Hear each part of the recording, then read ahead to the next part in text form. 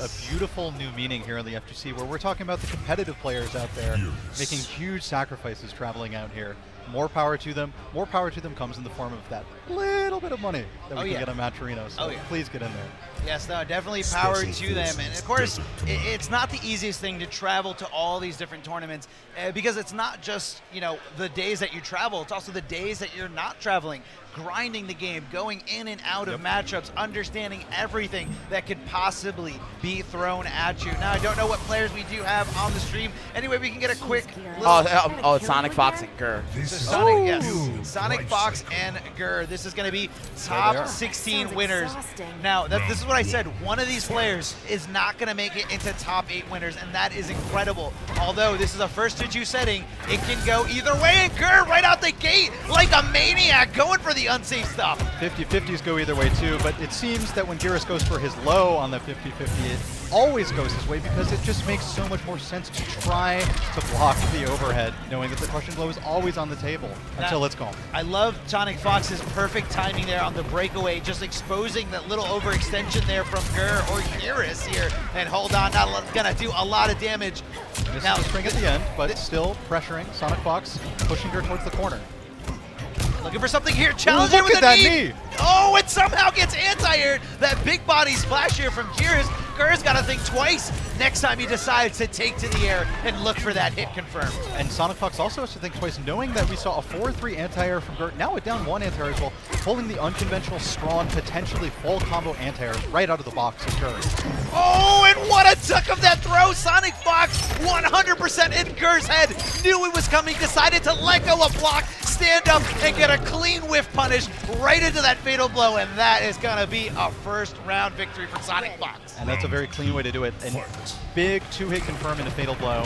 Very hard to find enough hits for Cassie to use her fatal blow, but SonicFox knows the string, knows the best string to do it off of. Take turn 1. You know, fighting back though. And that's like the 3rd time that SonicFox has decided to use that whole string and just, you know, kind of test Gur. And I think Gur's a little insulted that he even tried it again because he proved that he can punish it. Escape failed, but we do know Cassie Cage doesn't have any of those crushing blows attached to her throws. A little judo chop, speaking of crushing blows here, 31%, nearly 32%. And here we go, the back throw for the positioning. Gur in a terrible spot here. That high, not getting punished, not going under, and instead gonna continue this onslaught of throws. Or throw right back into the Cactus. Cactus on the table for the Interactables master, Gur, looking to find a way out, trying to use a knee perhaps. Blocking. Ooh, too far away to properly check with Stand 1, but instead gets the 50-50 off of it. Gur could totally take this round. 2 defense bars not used. Gur checks with down 1, finds a punish, and Gur ties it up. Equal resources, round 3. Full resources here, however, SonicFox did cash in on that fatal blow in the first round, so he's got to be worried about Gurs as he's not going to have one to contest for himself here. A little judo chop. What's going to be the mix-up? Instead, looking for a big meaty button, and SonicFox gives him the delay wake-up. Yep, advantageous. Oh, the teeth just flying out of Cassie's face as Gur just trying to do something here, forcing that breakaway, and what a side switch here by SonicFox. Taking turns. Yeah, so many teeth lost in the past few seconds. So many reads made on throws as a way of taking your turn. They both want to throw the opponent back into the corner. They both have the read on that. Taking turns. Okay. Poking back here. Great punish here from Gur with the stand 1-1. Gonna go for a ride here. Breakaway not an option. And can he take this? He's gonna be one little hit away, one easy confirm away from taking this first game over SonicFox. Bro could do it as well. Got it the string. Had to take that mix-up. It was throw or strike. After blocking that jump in, you were jailed. SonicFox made his commitment and lost. Gur goes up. Look how serious Gur's face is compared to SonicFox's. He was smiling just a little bit, but Gur said, this is my turn. I'm making it into the winner's side. I'm going to knock you into the lower bracket, and then you're going to be everybody else's problem. Yeah, a huge problem for whoever finds him, winners or losers. And of course, Gur cracking here under the pressure, giving him a little smirk. Not sure what SonicFox said to him, but he can crack under the social pressure as long as he doesn't crack in game. That's all well and good with me. Exactly. But let's see if Gur can keep it separated. A big jump in 3. And you know what? I feel like as soon as Geras takes to the air, that's the mix-up. Is he going to go for a regular jump 3 that I can't anti-air, or is he going to go for a body splash that I could possibly try to down 1 under? Right. The hurt box, huge on standard jump-ins. Didn't get to see it there though, because Gur committed to the down 1 on the ground. Cassie jumps in for free. SonicFox takes the throw. Oh, looking for the low sand trap, doesn't get it, instead gets clipped in his ankles here from that low gunshot that actually doesn't hit low, as Geras just demonstrates there. Does hit as a mid, the low gunshot is just a name for it, the chiropractic adjustment here. The fastest massage appointment in history. Ooh, Geras keeping the massage going, gets the down two right on the ankles. Oh, and the challenge by SonicFox and Geras breaking away at the perfect moment. That is not the easiest thing to do in this game. You only see that at the highest level. Okay. Ducks all the bullets. Playing very carefully now, both very afraid of each other's fatal blow and huge advance in normals. This is very close to the range of both Cassie's back two and Geras' forward one. SonicFox looking to chip him out here. Great challenge there. As soon as he blocked that down one, he said, even though it's Geras, as long as I'm frame perfect, I know I can guarantee this block string. And Geras really trying to challenge it there in that situation. The high doesn't get snuck under, but instead, Geras looking for those full screen options. Doesn't get anything yet. And there he goes. He catches him. Yep, gets that 3/4 quarter screen option. Aims it perfectly where SonicFox is walking. Ooh. Rarely we see a down 3 from Geras, but it worked out very good. Takes his turn now. SonicFox looking for that very safe option from Geras here. Getting that throw, keeping him just at bay. But hold on, he's going in with that elbow right to the gut. Geras spent and forced to use those resources if he didn't want to lose all that health. And so, facing the right corner now. SonicFox trying to put his way out. Certainly going to be in the corner at the end of this long combo. SonicFox keeps, nope. Gets rid of the defensive meter. It's a great anti-air stand 1 conversion.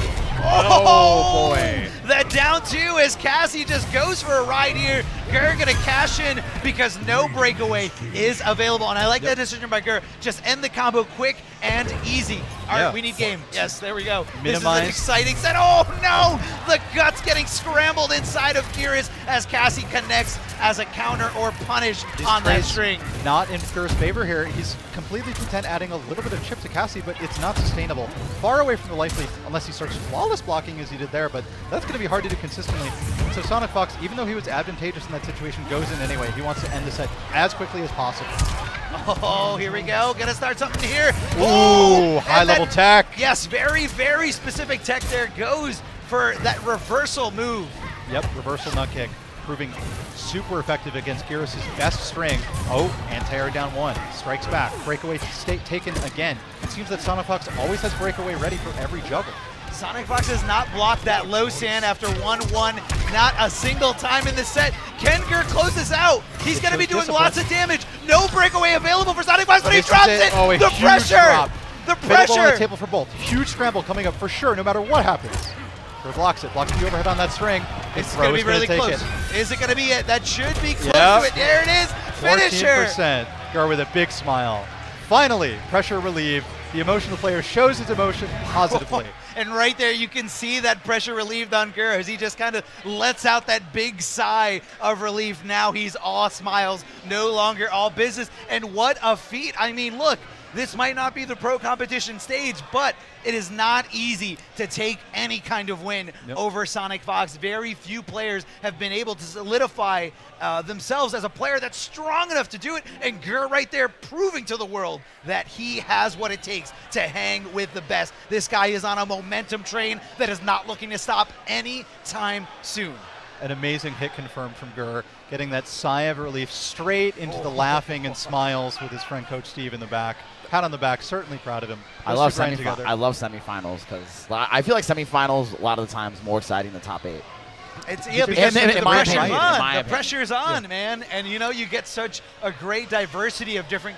We get way more matches than top 8. I mean, such a great diversity of skill, and of course the potential of upsets. And yes, hunger over everything else. The most significant streamed upsets happen in top 16. It's a fact. Yeah. That's a fact. Top 32 to top 8, we should say. Yeah. That's what the blow-ups happen. Yeah, they're all great. Yeah, but you know, Geras just doing it, and Geras owes a lot of his ability to play patiently to Coach Steve. You know, Geras been around in the NRS scene since the Injustice 1 days, but a lot of people saw him as a maniac player. Not saying that he's still not seen as that maniac player, but Coach Steve was able to kind of coach him through all those little tendencies, trying to take away all those bad habits. And Geras will say publicly to anyone that he owes a lot of his success to Coach Steve being able to sit him down and say, look, sometimes you can go for these, but a lot of the times You need to be patient. You need to wait. Waiting is no problem. And of course, Coach Steve, being the OG that he is, knows a thing or two about playing patiently. Yes, yes. Funnily enough, you were describing Gur as, in his Injustice 1 days, an insane player. Coach Steve, also familiar with being insane, knowing that is his other name in the FGC, Bifu Insane, transferred over to Coach Steve as he develops wisdom and shares it with Gur, claiming winners top 8 over SonicFox. Yeah, I mean during that time, he was a Blanca player, so he was definitely insane. You have to be. Yeah. the Street Fighter 4 Blanca player, the one that used to show up to the tournament. Coach Steve used to show up with a glove on his hand to make it easier to do the Blanca electricity. Oh yeah, because there's 5 inputs. You got to plink it. Yes, yeah. yes. But of course, being new to it, probably didn't know exactly how to plink it easily. Now, Coach Steve, the player that he is, no longer needs that glove. Yeah, and certainly won't need that for MK11 because we are not mashing electricity or doing... It's actually, tough, man. You kind of, in Sonya's max damage combo string, you do have to mash the 2 button like 5 or 6 times before the grab even hits. Do you know that string? Forward 4, throw, 2, 2, 2, 2, 2, 2, 2. Sometimes you Bring got to back do the it. glove. Hold on, man. But it's a little. It's not as hard as like inputting hands or electricity in any of the Street Fighter games. That is Plink. tough. You really have to plink it and know exactly like how to hit it. Yeah. Or well, you need a glove. If you watch Kevoxreborn play Sonya, for that combo ender Kevoxreborn, who we'll see later for sure, knowing that he's in top 8, he actually picks up his controller for that string and holds it differently. He like brings it up here and like shakes his hands like this when he normally plays down here normally. So he does like a stance switch with the controller. So he just we have we one got right here. Demonstrate it. My crystal pad, brand new. There you go. Yeah. Oh, new DualShock 4 line. So he's playing right, and then he has to hit the string. He presses forward 4 throw, and then suddenly like he's like this, pressing 2 with like his fingers shaking. That's just a stance switch. It's an in real life stance switch in his hand. So you can't fault him for that. You go from playing the fighting game to suddenly you're racing gaming, got a steer, 6-axis, PS3, everything, baby. man. It's the future. It's the future. We need in MK12. We're gonna have 6-axis moves. Oh yeah. If you want to whip punish something, you have to pull back real quick and then pull forward. The future's coming, guys, and NRS always delivering. I mean, they pride themselves on delivering a new game every single time. They're never going to make us buy the same game twice. I mean, you look at the differences between MK versus DC to MK9 to MKX to MK11, all vastly different games. And even in MK11, they completely just did away with the meter building system and said, you know what? Why don't we do a cooldown system based on time? Based on time, kind of reminiscent of MOBAs, some of the most popular games in the world. Exactly. People instantly get that if they play normal video games such as those. They see the meters, they're like, oh, well, this instantly makes sense. Yes. Meter building, I loved it in every NRS game I ever played.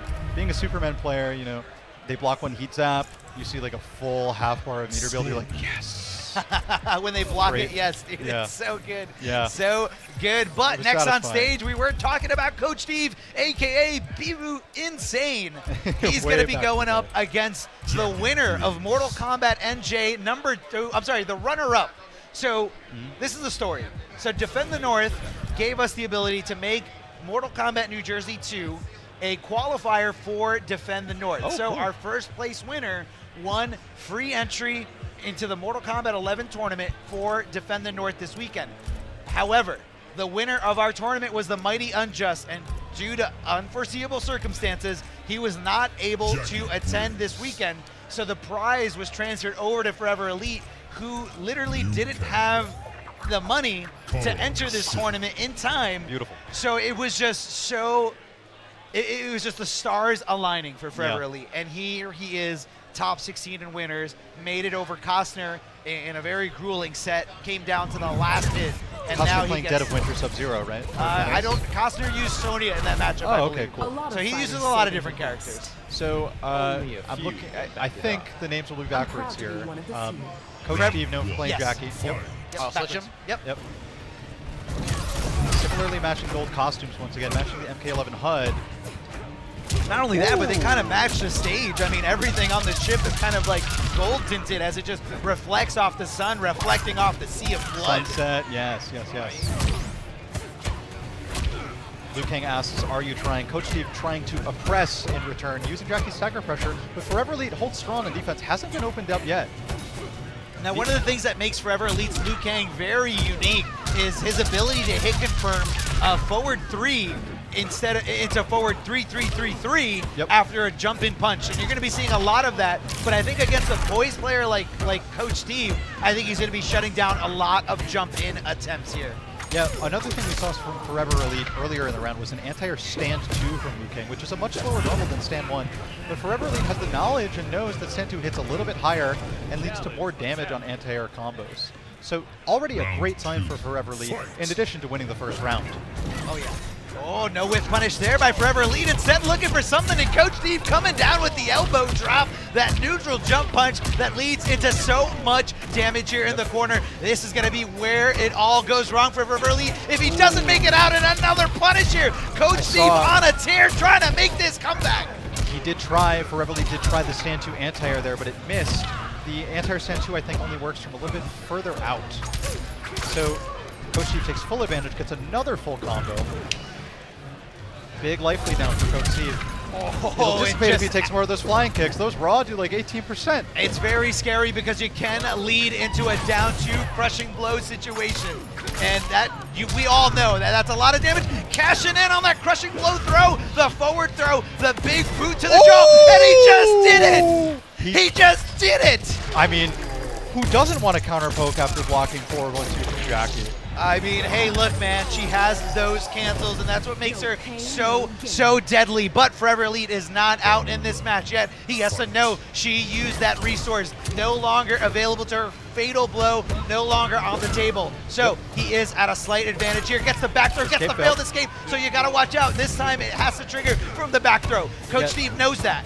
Coach Steve knows that, but he needs to also have the instinct and the reaction to tech, and he's playing against it. Playing against it. Very smart. Tech the back throw properly.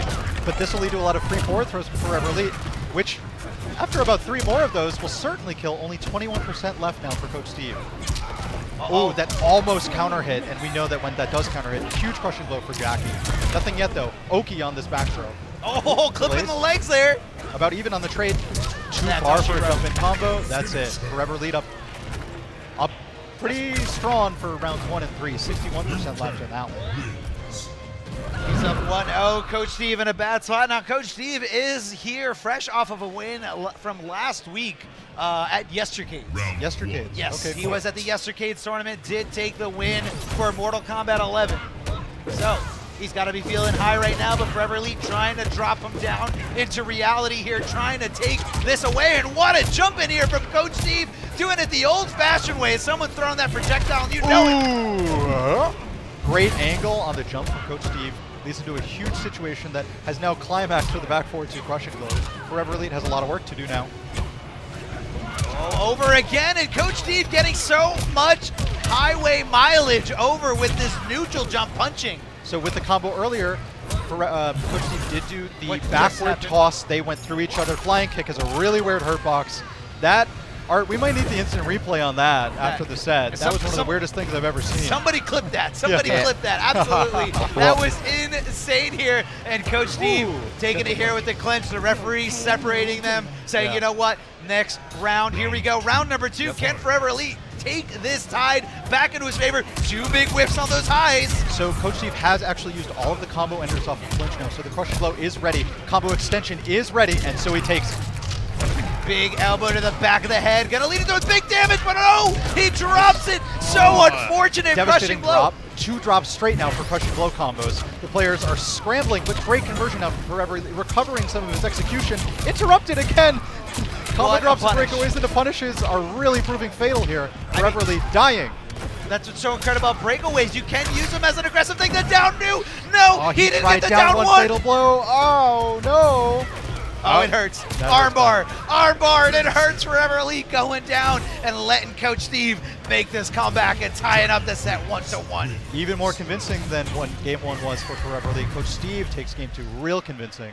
Hopefully things even up for a nice, close, hype Game 3. 2 rushdown characters going at it. It's hard for the match to not be a blow-up in at least most of the rounds. Now I know Forever Elite is one of those Liu Kang players that plays both variations. However, I don't think he's going to the other one. He usually does it for matchups where he requires more of a full screen presence. Now the other variation gives him access to teleports that he can come in with mids, lows, or overheads. Okay, cool. So I mean, Kang has no shortage of anti-zoning options with flying kick being really fast, potentially punishing projectiles and block in on a whiff. But it's nice to have the teleport too.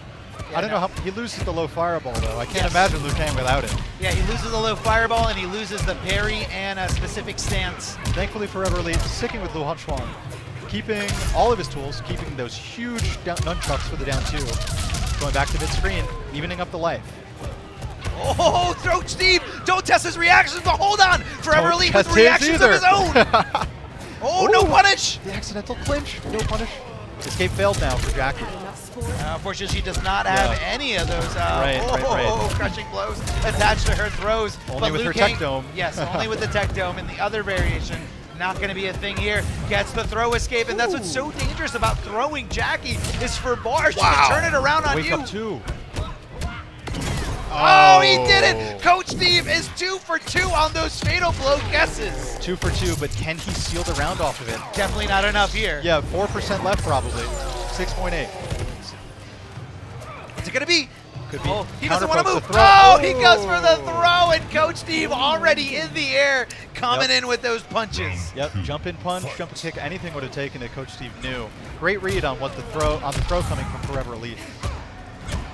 Oh my God, the guessing, and Coach Steve very rarely going for the throw, instead kind of making his opponent always think he's going to cancel into the throw, but Coach Steve likes to play it safe. He likes to play it methodically more than anyone else out there. I mean, Coach Steve himself has shown us how unsafe throws can be. Just last round, he killed Forever Elite for trying to go for a throw to take his turn back. Great anti-air stand 1. Great conversion, too. Breakaway stolen. Forever Elite building some momentum back. Oh, huge momentum swing. Fatal blow on the table.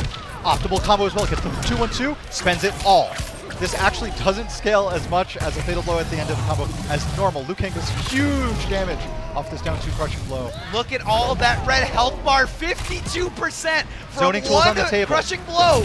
There it is, 13% on the fireball. I got the read. He did it. Yeah. He did it. The 3 high fireballs perfectly enough, and Coach Steve has to be sweating. This was his game to win, and he dropped it. Full meter for both players. On it, offensive meter anyway. Ooh, will he tech it again? No. Okay, so the crushing blow on that has to be leg break after arm break. And right there, that was the Forever Elite special signature move there. The jump in 1 into the forward 3-3-3-3. I haven't been counting how many bicycle kick amplifies have been used. Was it only 2? He wants to use the crushing blow before the set ends, but he's running out of life and time. Oh, and what a punish here there, and the patience from Coach Steve. This is gonna hurt. He doesn't have access to that breakaway. Oh no, he's dead. He's dead. Is he? Yep, the knees are coming. No, he's not. 1.9, chip is a factor, but still defense bar. Lots of chip on grease kick. Yep. Oh man, very knowledgeable. He still had 2 more kicks ready for him. Yeah. So even if he had more meter, and again, this is a 1st to 2 setting. So that is all she wrote. Coach Steve with the incredible ability to adapt in that situation. Optimal decision making there. I love grease kick to chip. Huge, strong awareness to use the punishable move. The only option that Forever Elite had was to flawless block the grease kick to reduce the chip. That's a 7-frame attack. Tall order. That is a tall order. That'd be some Even Moment 37-esque parry on every single grease kick. Well, no, see, here's the thing. The thing is how flawless blocks work in this game is you do need a gap. However, if he blocked the first hit of that true block string, he blocks the rest until the amplify, right? Well, no. I believe anything he blocks after that first, like let's say you know, Jacqui does her mid into the grease kick. Yep. If he flawless blocks that mid, everything that comes after that is going to be significantly reduced. Okay. So, you know, that's the thing. It's the same thing with, let's say, Scorpion's chain. If Scorpion does, you know, forward 3 chain, and you flawless block that forward 3, that chain is not going to do the chip damage it normally does. That's great. As long as it's true block string, the first flawless block has you covered. Exactly. So it's kind of like one of those things where, like, you don't need that, you know, Evo moment. You just need to flawless block that first one. It would be nice to see those like loud base hits for every flawless block for every single Jacqui grease kick. A little bit too tall of an order though. Hey, maybe we can get the developers to patch that in there. You know, not make it possible. Not make it possible, but maybe just put in that sound cue. So, I guess this is NYChrisG, so he's technically a defender here at Defend the North. He's going to be going up against Kevoxreborn, a.k.a. now known as Kevoxreborn, fresh from that top 8 finish at CEO, getting that 7th place and stealing my heart with what I think was the best intro out of all the MK11 intros. The whole squad came out. CEO. Yes, exactly. The whole squad came out, and it was just shades of, you know, Farouk and the Nation of Domination. Yeah. One thing that might be a fairly well-kept secret is that Kevoxreborn may have intentionally named himself Kevoxreborn, not only for the theme of being reborn in this new game, but also because he plays Reborn Scorpion. I saw him playing it in his pools at CEO shortly after he beat me in round 2 winners. So that is an option. ChrisG is a Reborn player himself. I was going to say that. Definitely is a Reborn player. I feel like a lot of players, even the high-level players, have a pocket Reborn at least, because there's a lot of great matchups, especially the very zone-heavy ones, or the ones where, you know, they're throwing projectiles at you at full screen. Well, suddenly when Scorpion has that teleport that's really fast, it leads into a full combo punish, you're going to think twice about throwing out any projectiles your way. You and ChrisG are in good sync right now. He demonstrates for us just how powerful and fast that teleport cancel is for Reborn in the button check. Thank you, Chris. Yes, and Chris getting that randomized gear there, getting that purple stuff, beautifully just complements that yellow. Yeah. I use that one myself when I play Reborn. A little bit of purple on the Sonya, too. I'm thinking maybe this random gear isn't so random. It's color coordinated for sure. Trust, but verify. Just like the Gipper said. Round 1, fight. Okay, so already trying to zone is Kevo. Kind of a tall order against Scorpion, knowing that teleport and air teleport is on the table for Scorpion at any time. The simplest buffer reaction, Scorpion could be either full punishing you for your attempt to zone him, or canceling his teleport and getting in on you. One of the hardest things to conquer when fighting Reborn Scorpion is the way Reborn manipulates the poke game. Down 1's negative on block, very positive on hit. But if your down 1 is blocked as Scorpion, you can go into your teleport cancel, go behind the counter poke of the opponent, and then take your turn back by force. It's really something unique to Reborn Scorpion. I'm sure we'll see it ChrisG. I notice it only because the way ChrisG plays Reborn. Yes, exactly. It's very unique to that. He likes to go for those quick cancels, and he likes to just kind of test his opponent and just correctly block confirm whenever that string doesn't successfully come out. Kevoxreborn really anticipating all these wake-ups from ChrisG. A great throw. This time ChrisG not exposing it. And you know what? I feel like it's very dangerous to throw out those projectiles. Wow. And the jump-in! Kevo was so sure that the jump-in kick was enough to eliminate any of remaining health, but ChrisG says, no, I still have a little bit. 1%, I think? He has to make him block 3 things. Ooh, 3%? Oh, the overhead takes it. What? That's not what I was expecting. I was expecting overhead. I was expecting a 3-hit string into the teleport for the 5th, Big for chip. the 4th and 5th on the chip. And there we go, big damage here. Kevoxreborn forced to use that breakaway, hopping over that low. What an amazing hop. He must have thought a throw was coming, but it still hops over the low anyway. Safe on the cancel there. Kevo takes his turn with the projectile, uses it to make some momentum ahead towards Scorpion. It's very hard to get in on Scorpion, actually. The character who normally is trying to get in on you, but he has giant normals. 4-3, back to all mids, advancing, and he can hit confirm them with teleport cancel, which ChrisG has plenty of defensive meter to do right now. But he's not going to be able to use it if he keeps getting mauled by Kevo here. Great throw tech. Neutral has been re-established. Oh, great block of the overhead and a textbook punish by ChrisG. Again, Kevoxreborn forced to use that breakaway, but this time doesn't have it. ChrisG's gonna make sure that this hurts. What's gonna be the mix-up? One more combo, enough, but ChrisG waiting for his meter to come back, and that's what I like. The patience from this man. Just wait it out. Now he's got a meter. Now he can get aggressive because he knows the next hit could lead into his victory. Wow. Down oh, hits. the down 2! Somehow no crushing blow on the down 2 punish, but the throw will take it, I think. Yep. You're dismissed.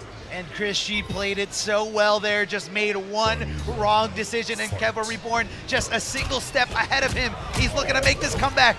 And he's in a great position to do so, right in the corner. But Scorpion, in textbook Scorpion fashion, teleports right out. And he didn't do the cancel this time, wanted the combo, but so far the meter burn has missed both times.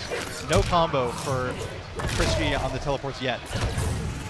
Oh, holding that charge, trying to catch ChrisG sleeping, but he says, no, I'm still holding on to block. And what a punish there! You gotta watch out, you cannot test ChrisG's reactions. This man has been a fundamentally solid fighting game player for as long as time has existed. Ooh, great whip punish, the back one, and reads the breakaway properly. Gets the safe combo into Fatal Blow. Now, this is a heartbreaker for ChrisG. He spent 2 bars on that breakaway to no avail, trying to avoid some damage, but Kevoxreborn really close to it. No! He bet it all! He bet it all, didn't get the combo with a huge drop. Kevo takes full advantage, takes the set right back out of ChrisG's hands. It was in the palm of his hands. And I was surprised that Kevo got hit by the ChrisG teleport because Kevo knows that he just took ChrisG's breakaway on the Fatal Blow combo, so there's no defensive meter for Scorpion to cancel the teleports, meaning whatever happens, you'll be able to punish with your stand 1, no problem against Scorpion teleport. Well, the other thing that confused me about that scramble too is ChrisG was almost anticipating a breakaway, but Kevo didn't have the meter to do so. Yeah, he was looking for the down 2, messed it up, so that game could have easily been ChrisG. I think that's why I thought it was a drop, but it could have been either, because sometimes knowing which meter is yours in the heat of a scramble, that can be hard too. It's so hard to keep track of it because it cools down. The cooldown happens so fast depending on what they spent the meter on. Yeah, and you know the color, it's gold either way, player 1 or player 2. So know where you are. Right. We need red and blue. You know? I feel that. Sometimes just left and right isn't enough for me. Sometimes my eyes just don't want to tell me what I want to see. Yeah. The forward throw here from ChrisG. No failed tech escape because we do know that leads into a lot. Oh, this escape! Oh, what an anti-air here by Kevoxreborn. Kevoxreborn going right into this fatal blow. Not sure if it's going to be enough. It's going to be very close after this. I think boot that's to it the after the face. stomp. Oh, Yeah, even the shot. Wow, the shot is more than I expect. It was a little bit more, 41% here from Sonya Blade. So Kevoxreborn claiming that he is the real Reborn here and not Reborn Scorpion from ChrisG, claiming the title. Trying to erase Reborn from the screen. ChrisG fighting back though, putting Reborn back into the offense. Great overhead anticipation there by Kevoxreborn, reacting to it and standing up and blocking it high. I like the way that Kevo's making the read on the backwards teleport cancel by shooting a projectile to force some chip into and make ChrisG hold some of it. I think ChrisG might start doing the behind teleport a little bit more now in his cancels. Opts for the safe backwards one again. I know, but I don't know. That was a bad hit confirm there by ChrisG. He should have just let it rock. He had the meter. At least a clean hit here, but hold on. Getting those throws, a great way to stop an opponent who keeps rolling past your committed buttons here. And ChrisG making so much work of that God kick from Scorpion, jumping in on anything. And so we return to match point once again for Kevo, but ChrisG this time a little bit more comfortably in match point. Slight resource advantage, big health advantage now. Misses his cancel on the stand 4 though. It's a lot of momentum lost. This time he'll probably, he's doing a staggered combo where it doesn't exist. Too much gravity. Yes, you gotta realize and recognize when you hit somebody airborne, it's gonna be a little bit different on the gravity as the combo continues on. He gets out of there, he tries to check him with the down 3, but to his demise, Kevoxreborn stealing this momentum back. This time Kevo does the dash cancel combo, not quite a back one launch, but can easily settle for 30%. Running out of life though, can do the 2-1-2 for some bleed now. He's gonna bleed for 5%, have about 5% left. No defense bar, so chip will be a factor if Scorpion keeps landing strings and down 4s like this. Chip definitely a factor. There it is, teleport. There's plenty of chip. Yeah, beautiful commitment there by ChrisG. He did have another bar to amplify it, and there is no gap there. Kevo's only real chance there was to flawless block that teleport somehow. Yeah, that's a huge read. And ChrisG still had defensive meter of his own, if I remember correctly, to cancel the teleport anyway. Go full screen, play safely with Scorpion, or even go behind break away if he's got the combo, if he gets the hit there. And Kevoxreborn, a lot of pressure on this gentleman right now. He is riding high. One of the few players to get that CEO top 8. One of the few players to have so many points towards the pro competition tour. And he's switching up. He's switching it up here. I'm sorry, I didn't even see who he picked. I think he picked Jacqui, if my eyes serve me correctly. Yeah, he plays a lot of characters. Yes, he does. Yes, he does. And like you said before, he does dabble a little bit with a Reborn Scorpion, so he should know the ins and outs. But I feel like ChrisG's Reborn is so unique. So forward throw will now lead to a big crushing blow if he wants. Oh, I love it. Gets the 2-1. So that 2-1 standing reset is plus 19 on hit, leaves him standing. Allows Scorpion to dash up and jail into his highs. His high stand 2 plus 3 on block, 2-1 plus 2 on block. Man, this character's got great rush down. ChrisG's making great use of it too.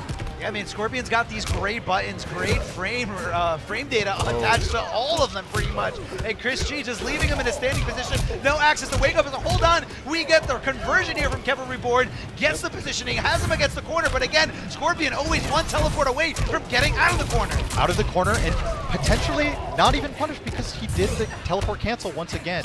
Kevo's really struggling to deal with all of the free corner escapes, and Jacqui's a character that needs to keep the opponent in the corner to maximize her damage and her pressure. Nice delay from Kevo this time, but no full punish. Huge choke from Kevo now. And spends the crushing blow when the regular throw would have killed anyway. ChrisG leaving no room for doubt. Hey, he wanted it. He wanted as much damage as possible. He's making a statement, telling Kevo to another crushing blow. I got another crushing blow, but no cancel. Ah, Chris, come on.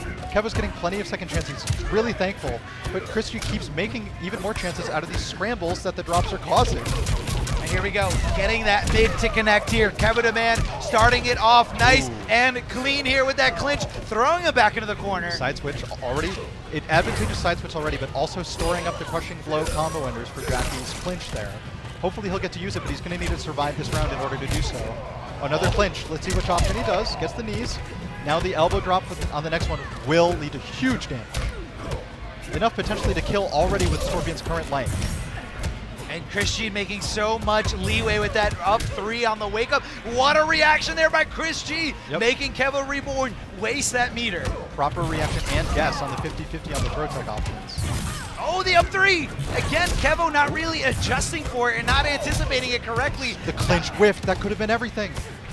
Whiffed twice now. ChrisG also has fatal blow, and it will kill Kevo, so he goes for it. He tries to steal his turn, and instead Kevo gets the kill, spends the crushing blow, makes absolutely sure, and I don't blame him because we're at match point now. And man, losing on a not used crushing blow would stink. Oh yeah, no, perfectly played. I definitely agree with the use of that resource. It's okay. Last game, last round, it's all on the line here. Kevoxreborn taking it for himself. Freeze kick, has another clinch again. Probably double knees for max damage, corner push. Great jump in knee again, like you said before, the great Oki situation with Jacqui, but hold on, ChrisG turning the tides, getting the back throw, but backing off, playing it patient because he knows, oh my god! Conversion on the far jump kick, back forward 2, smart from Kevo, has ChrisG corner now, huge damage, but breakaways there.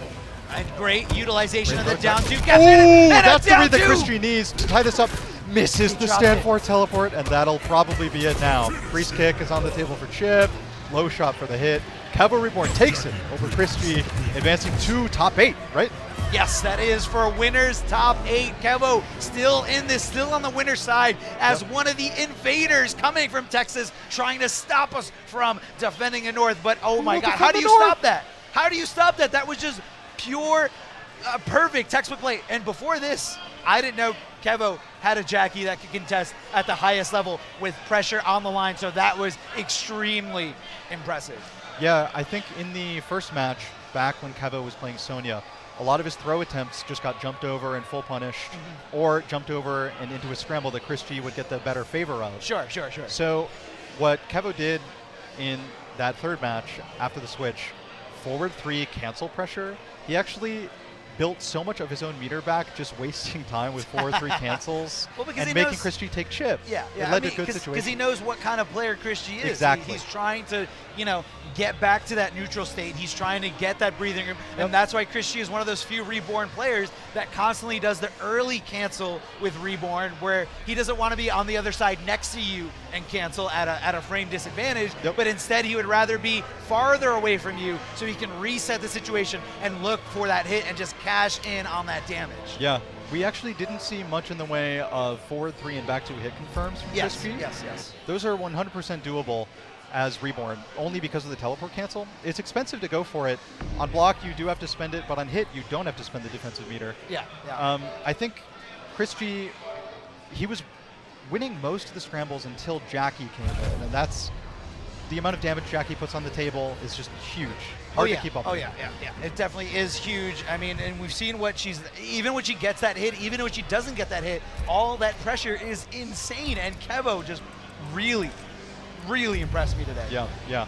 And I really love that Kevo's decision was to do as much forward 3 pressure as possible and not do as many throws, because ChrisG knows that Jacqui only gets a follow-up Okizeme option on the back throw, which gets him out of the corner. So ChrisG was so willing to take the throw, and Kevo knew and probably expected that. Went for lots of chip and pressure. Smart stuff. Yeah, no, it's definitely about knowing not only your character's options, but knowing your opponent's character's options. And, you know, a lot of players go into any matches, you know, the first thing they want to know about a matchup is, okay, if he back, because throws are so powerful in this game, if they back or forward throw me, where am I left? You know, is one leave you with great Oki where they can dash up and apply pressure? And does the other one leave me at full screen where I'm back to neutral? Which one am I willing to take? Which one am I not willing to take? You know, do they have crushing blows attached to them? So many things are now in, you know, in the works. Now just in the tool sets of everybody. That's a factor I forgot to talk about specifically with Jacqui. When she does forward throw you in the corner, she still does get a good setup where normally the forward throw leaves her very far away at mid-screen. Correct. So, so either throw at that point hurts. Yeah, that hurts. And it hurts in the long term too. So Coosco versus Splash now. Still in winners, both of them. And we were just talking about how much damage Jacqui does. These two might have Jacqui beat in terms of raw damage output. Oh yeah. Sonya and Kun Lao, tons of tools to extend the damage, and even meterless damage on the table, especially for Sonya. And here we go, we see Splash utilizing that Lotus Fist specific orbital hat, as he does have to spend meter for it. Oh, trying to close the gap here on Coosco. Splash trying to defend the north here, trying to stop Coosco, the invader from Texas, making his way up here, making his way all the way to this top 16. So that was actually the second meter burn ring from Sonya, but Coosco wasn't holding the command, and so the crushing blow didn't trigger. That might come back to cost him. Hey, he could be saving it for the next one. Now. Great back throw here, and you know what's so important and so incredible about that Kung Lao back throw is how close it leaves you. So, you know, he can really easily set up for either another back throw, or if he thinks you're gonna think about a back throw, meeting you with that forward four to really cash in on that damage. So Sonya has been getting jumped in on a lot here, respecting their crossover jump kicks from Kun Lao. Sonya does have an anti-air down one that is a great answer to these crossovers. Coosco knows he has it, but he's still not going for it, and he dies, blocking a jump kick and getting thrown. Splash has found a weakness so far in round one. He wants to continue exploiting it. We'll see if Coosco lets him. Down one is certainly on the table for Sonya in that situation. I mean, it's one of those situations that are very Kung Lao specific, you know? Everyone's got jump-ins, everyone's got, you know, their pressure, but Kung Lao, especially just this variation, very unique. Kind of almost reminds me of the Batman trait from the Injustice 1 and 2 days. You don't know when you should properly challenge. Exactly. Ooh, great read on the throw attempt. Coosco jumps over, gets the kick, but no conversion. Ooh, quick duck from Splash. Full combo punish, Coosco spends his breakaway. Oh, the jump in, the challenge of the anti-air, and this is gonna be all Splash here. Making sure it hurts. No, not enough. Another jump kick. See, I feel like Coosco might have been listening to me as I tried to tell him to anti-air. I saw him try to down two. He just got hit by the early jump kick. I can't blame him. I feel bad for trying to tell him. But look, that's another thing that's also Batman-esque about Kung Lao is, you know, it's very tough to challenge those jump-ins. You don't know what he's going to be doing, what he's willing to risk, if he can cancel into the dive kick and hold on. Coosco doing anything but blocking there in that situation, and Splash taking that momentum, but Coosco putting it into it, dropping him here with the forward throw, and you can never count on a Kung Lao player to stay on the ground. Yeah, certainly not. It's so tempting. Ooh, Coosco stays as close to the ground as possible, ducks the throw, doesn't get the dash cancel combo, and so life is still very huge disparity. Oh, great conversion. Nice. Side switch as well. Coosco taking the round back and still has meter to spend for more. Oh, Fatal Blow goes under. Splash, air approach, still working. Always working. Splash is not stopping. He's not stopping anytime soon. Those jump-ins doing so much, and you have to realize every single one, that's definitely the best wake-up up three in this game. The vertical hitbox of it, how plus it leaves you on hit, so good. Nice. And so Coosco, not needing to do the Kevoxreborn different stance for his buttons to mash for that string, gets the ender anyway, and has a huge life lead here in this round. Now we all know when Kung Lao is down on life, he is willing to make those reads, willing to go high risk, and if you want to talk about high risk, that's as high risk as it gets. The regular spin right in front of your face, but he didn't close it out. On whiff, not even on block. Might have even been an accident. We'll see if it ever comes out again. Ooh, oh, the connection! Wow, perfect spot. This will actually hurt so bad. That'll probably do it. Yeah, for sure. Wow. Splash, incredible play here, cashing in on the fatal blow, a perfect hit confirm, and that is all she wrote here. Splash, defending the North here in New York City against the invader, Coosco, but big shout outs to Coosco. I don't think this is going to be the end of his run here. This is a double elimination tournament, so he's going to be in the lower bracket where all he has to do is beat other people who got knocked into the lower bracket. Just don't lose. Just don't lose. Don't lose to other people who have lost already. Yeah. Tall order, no matter what, especially in top 16 of the tournament. Oh, yeah. No easy task. No easy task at any point, especially not an easy task in that set to ever anti-air Kunlao's jump kick. It seems, especially when combined with his dive kick, his jump 3 or jump 4, jump kicks are the same either way. Yeah, it just jump hurts. kick or jump kick. It just seems bigger than all the rest of the jump kicks in the game somehow, and I don't know if that's placebo or not. It might just be true. We did see the jump 3. I keep calling it jump 3. I don't know why. We saw the jump kick cleanly beat a Sonya down 1 anti-air attempt and a down 2 attempt. And if someone can just get in on you for free as a result of that, the set can't go in your favor. Well, I mean, that's the thing is you use those jumping kicks because not everybody's jumping kick is incredible in that sense where it shuts down your options. But once you condition your player to say, or your opponent to say, I can't anti-air this guy, that's when the floodgates open. That's when it's like, all right, cool, I'm going in for those clean jump-ins. I'm going for those throw mix-ups, the forward fours, everything. Stagger pressure. I mean, it's scary, man. As soon as you can get your opponent into a little box, that's when you can really wreak havoc, and that goes across every fighting game. The world, you just limit your opponent's options. As soon as someone can't anti-air, the world's their oyster. Go ahead, Art. If we don't shout out these sponsor ads. All right, so easy shout out to Zowie. Yo, big shout out to Zowie. RL2455TS. Promo code Zowie, DTN19. These are godlike monitors, guys. Like, I have Zowie monitors. They're great. Check them out. Collector Cup, collectorcup.com. Check out the coupon for 10% discount. Use DTN10 at checkout. Collectorcup.com. Once again, there's some cool cups. Also, shouts to the Air Force. Make sure you follow them on Instagram at Air Force Mid-Atlantic. Also, let's see where the Maturino's at right now. Maturino is at $1,012 right now for MK11. Use the promo code DTNMK11 at checkout. Paste the link in the chat for you guys in a second. Actually, I'll do it right now. Let's go. MK11. There you go. What up, stream chat? What up, stream chat? Ooh, hello, hello, hello. Yeah, big shouts to you guys. Anyway, shouts to the Click sponsors. Check out the GameStop links, etc. Everything, guys. And also, guys, like I have a special request. This isn't a sponsor, but it's just a request since we're on a 4,000 viewer stream. So, guys, I need all you MK11 players to vote for me for SFL Season 2. It's a lot of fraud. There's a lot of people out there. I almost said fraud. It's a lot of people out there that are collecting votes. So I got a show right now real quick. Help your boy out. You guys love this MK11 stream. You know you do. Help your brother out and click that Smash GG link right there and sign up for your boy. Thank you. Your boy, your brother, also your father. Art's been running these streams, holding it down for years. Since before I was even born. Wow. I don't know about that. Holding it down there. And with that last victory with Splash going into the winner's top 8 over Coosco, that's the end of our top 16 winners matches. So all the matches you see for the rest of today are in the lower bracket. That means who's up, by the way? This is Triclops and Deadlyxrebel. Deadlyxrebel. Yep, I'm sorry, Deadlyxrebel. So this is in the lower bracket where you are out of lives if you lose here. If you lose here, you are out of the tournament.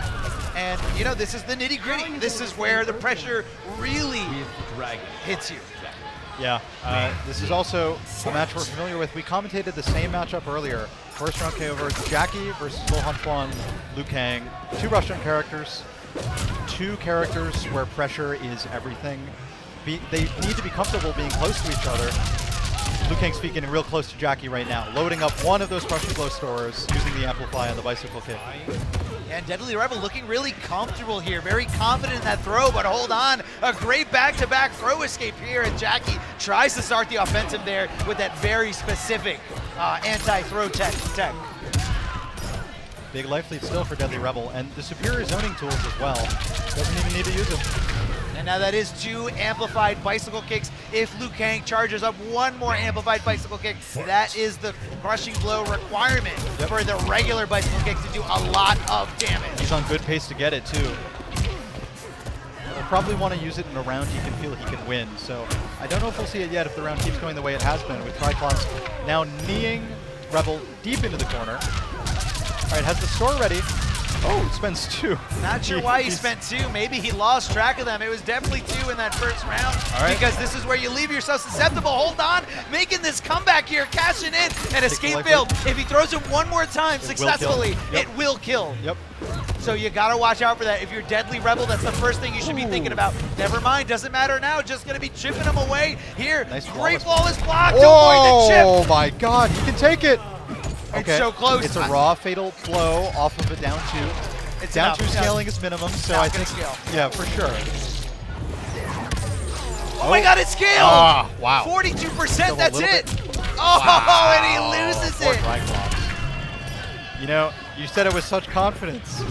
I was still wondering if it'll kill or not, but I believed you. It was so close, down to nothing, less than 2% on that health bar. But yes, some fatal blows do scale a lot harder than others. You know, fatal blows like Scarlet and Sub-Zero barely scale at all, and that's what makes them so dangerous. Yep. And that's kind of a compensation, I think, for Sub-Zero, because this is so slow. You can't use it as a reversal as easily as most of the rest of the cast. So that design makes sense. Yeah, great little forward throw there. Flawless block to avoid as much chip as possible. And Triclops really getting it going here at those flawless blocks. Trying not to leave anything on the table. It is music to my ears to hear that loud flawless block sound effect. Every time he gets it, he's got it consistently. Crowd favorite play right now for Triclops. I don't remember if that was the second bicycle amplification or the first one. I believe it was the first one here. Got to amplify it 1 more time. I think he's just 1 away from that crushing blow requirement. But right now, I'm seeing a truck rolling over a car right now. Triclops needs to put a little bit of fight into this game. Great combo. Next one's going to be the crushing blow on the bicycle kick. And it could be right here. Oh, he wanted it. Instead, the bicycle kick puts him in the corner because of a fortunately timed breakaway from Triclops, who now is the corner position. Oh, he did walk back. He might have been looking for something that, but it wasn't that roll.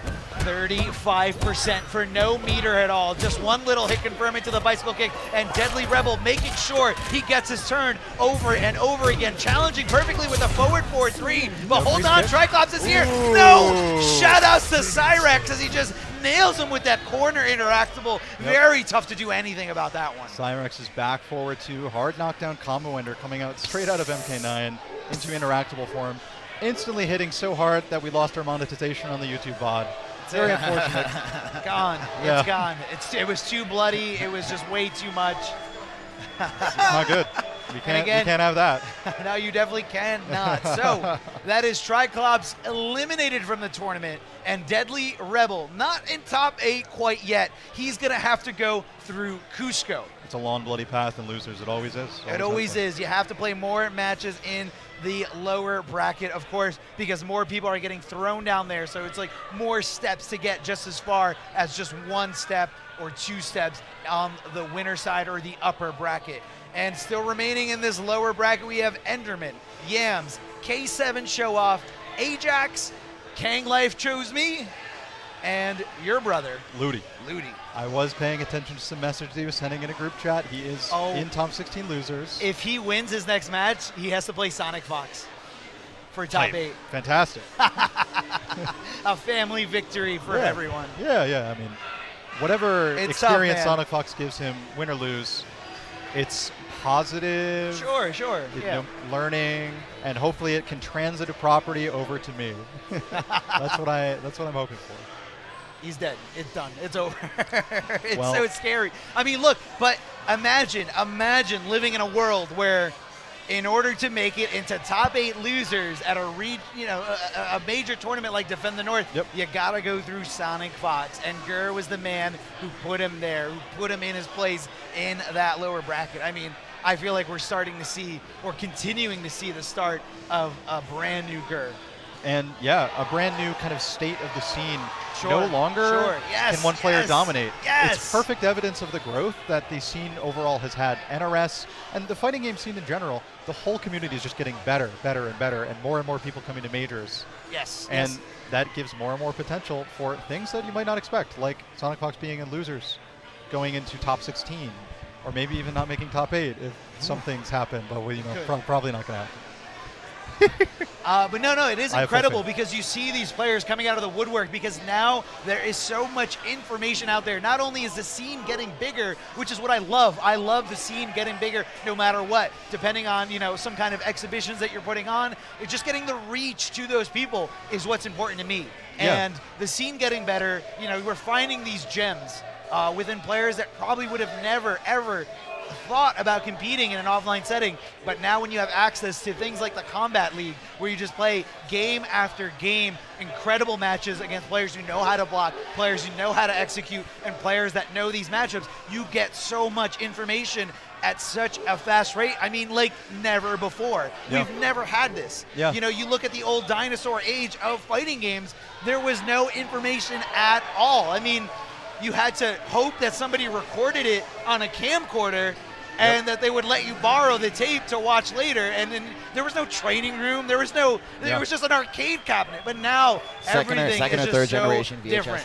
Yep. Yes, Oh, yeah. everything is so different, and the information is there. You have the potential. You have the potential to beat anyone as long as you put in that work. And have an internet connection. I used to buy VHSs from like people on IRC chat back in the late 90s, like $40, like a third or fourth generation VHS. Now you guys get it on YouTube in 4K. You guys are spoiled as fuck. Straight up. Yeah, straight up. Art, you're spoiling them. This is all you advancing This is all that, your innovating. fault. But if it's not Art doing it, someone else is going to do it. I mean, information is out there. I mean, we could be recording matches on our cell phones now. Yeah. Like the idea. That's a service I offer. The idea of that, if you're thinking back to the 90s, like the late 90s, early 2000s, it's just insane. It's bananas to think that you could have all this information. Now we have great things like Kombat Academy, of course, Kombat and Academy spelled with a K, where you have all the frame data and all these extensive matchup detailed written up by Raptor. Yeah, fantastic research. We got up, right there. We got up, guys. We got Ludi on the left playing Kabal, and the Cassie player. Who's the Cassie player? I'll find out back. It has to be Kanglifechoseme. Yeah. So on the Smash.gg, I'm a little confused because his name is Kanglifechoseme, and he is playing Cassie. Maybe it's a bad matchup. Yeah, or the he's- Kang Life didn't actually choose it. Or he's fighting. Or you know what? That could be the mix-up. Just like Insane. Coach Steve's old handle. He wanted to tell you he was insane, but he played very passively, very reserved. Cassie King. That's pretty funny, because maybe the Kang Life chose him, but he didn't choose the Kang Life. He chose Cassie's life. He chose Digital Soldier specifically. This is an incredibly interesting matchup because Let me know. Tell me. both characters have really good zoning tools for the standards of the game. Kabal's projectile is a high and Cassie's is a mid, but the mix-up of Kabal jumping over a mid Cassie shot and throwing an air buzzsaw will beat the mid shot, but if Cassie meter burns the mid shot, she shoots upwards and can anti-air Kabal trying to throw the air buzzsaw. So it's kind of like a rock, paper, scissors situation in a zoning tool. And it kind of happens from reminds far me away. of like, shades of like that dead shot mirror in the Injustice 2 days. Yeah. At least the early days. Yeah, very early days. Well, actually, about a year. That's true, that's true. We did get a lot of great dead shots in that first year season there. Oh, breaking away and not getting that free hit after the armor's activated. Chucking those buzzsaws there, the low ones, as you said before. Cassie possibly looking for that low gunshot. Oh, and the hook! And Cassie, definitely one of those players, or definitely one of those characters that can punish that low hook really easily. Yeah, reliably with that big back two mid. Ooh, breakaway was on the table. Ludi was cognizant of that, didn't commit to anything too big. Fatal blow still on the table for both players, though. Armor is still in effect. Kang Life runs out of health, though.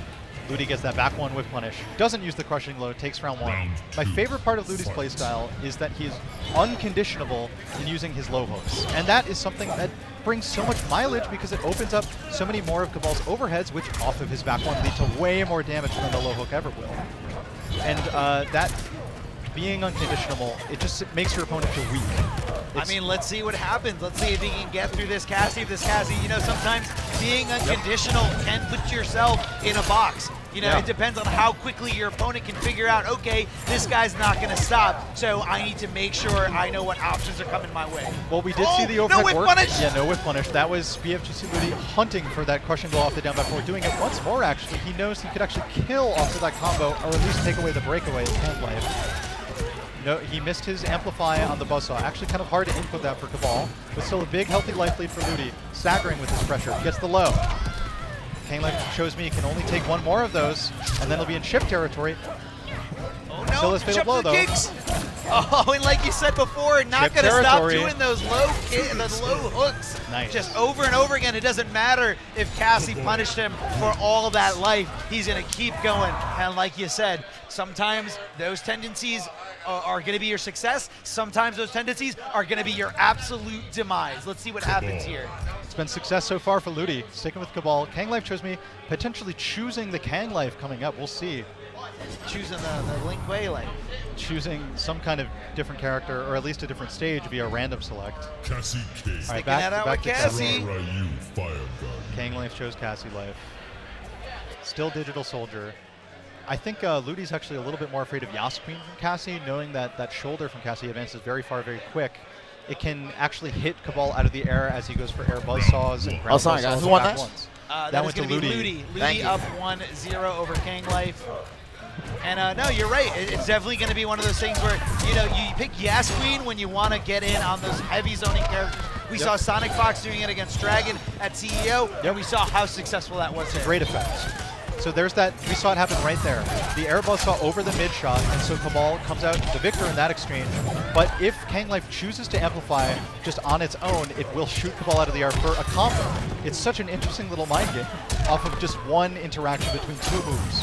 The overhead works again. Kang Life trying to block low because he wants the punish to put himself back in the fight, but Ludi's not giving him that opportunity. I mean, yeah, you said Ludi is unconditionable, or, you know, just going to refuse to stop doing the low, but I think right now he's doing a great job of pretending to be that kind of player, but secretly just being one step ahead of Kang Life here in this situation. Yeah, Kang Life has been getting hit by a lot of the overheads as well, perhaps annoyed at the earlier lows in the set. Ludi's unconditionable, but he also is in the act of conditioning, and so he goes low again off the 4-4, 1+3. That'll do it. I think that is going to be all she wrote. No, but we're going to be in chip territory here. Not enough.